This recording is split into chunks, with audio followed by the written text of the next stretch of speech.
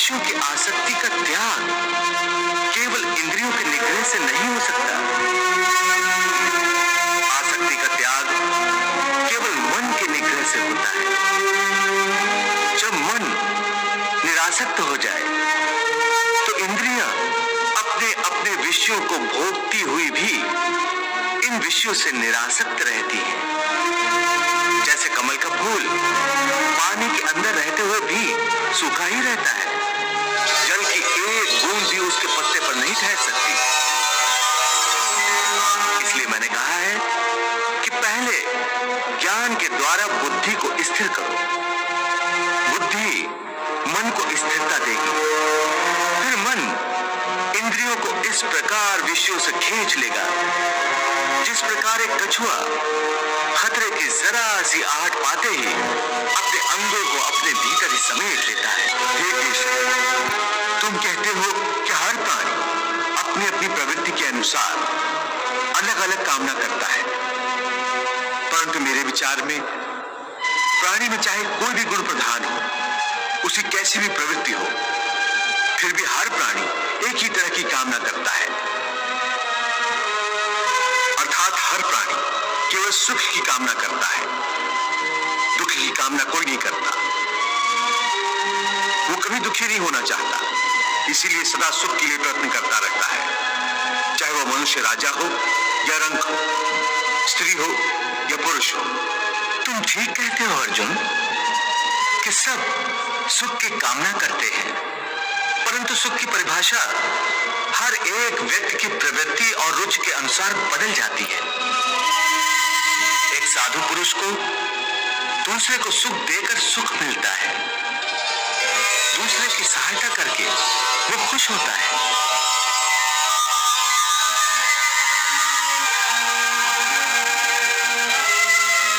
और एक नीच प्रवृत्ति वाला मनुष्य किसी को दुख देकर सुखी होता है।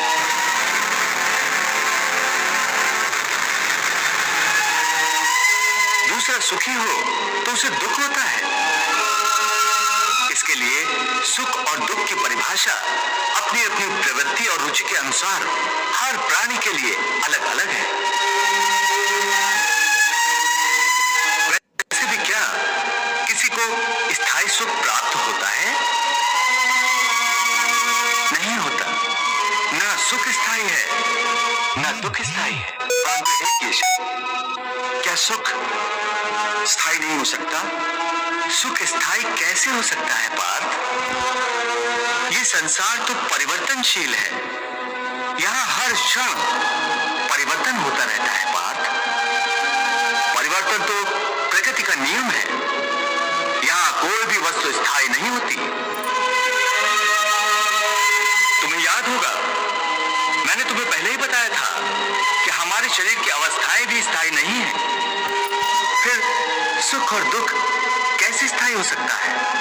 इसका अर्थ है कि सुख के साथ साथ मनुष्य को दुख भी भोगना पड़ता है। हाँ पार्थ, सुख और दुख एक ही चक्र के दो अर्धभागों की भांति है।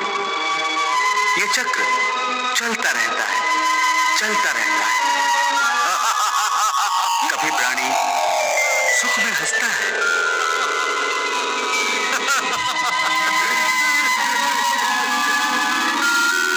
वही प्राणी दुख में रोता और बिलखता है।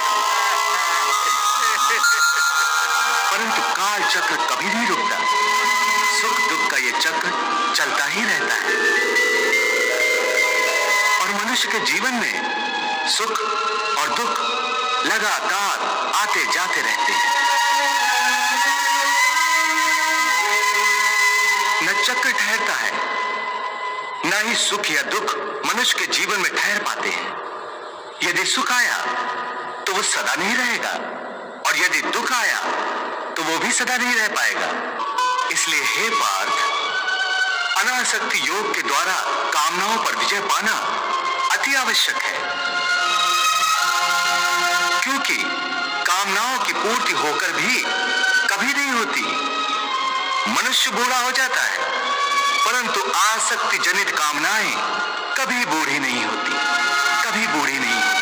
पार्थ,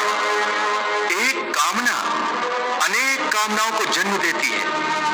हर कामना के साथ मनुष्य की तृष्णा भी बढ़ जाती है और तृष्णा के साथ असंतोष भी बढ़ता जाता है। फिर ऐसे असंतुष्ट मनुष्य को, जो कामनाओं से ग्रस्त है, उसे उचित अनुचित का विवेक नहीं रहता। बात इसलिए मैं तुमसे कहता हूं कि तुम अपनी कामनाओं का त्याग करके स्थित प्रज्ञ बनो। स्थित प्रज्ञ जो कर्मयोग की चरम अवस्था है। हे मधुसूदन, तुम तो कहते हो कामनाओं का त्याग करके स्थित प्रज्ञ बन जाओ, परंतु स्थिर प्रज्ञ बनने के लिए सबसे आवश्यक क्या है? स्थिर बुद्धि। स्थिर बुद्धि। परंतु मनुष्य अपनी बुद्धि को स्थिर कैसे रख सकता है? आशा और निराशा दोनों से मुक्त होकर ही बुद्धि को स्थिर किया जा सकता है। बुद्धि स्थिर होगी तो इंद्रियों के विषयों का बल टूट जाएगा। यदि कोई किसी इंद्रिय को ही काट कर फेंक दे तो क्या उस इंद्रिय का विषय नष्ट हो जाएगा? नहीं अर्जुन, यदि किसी दुर्घटना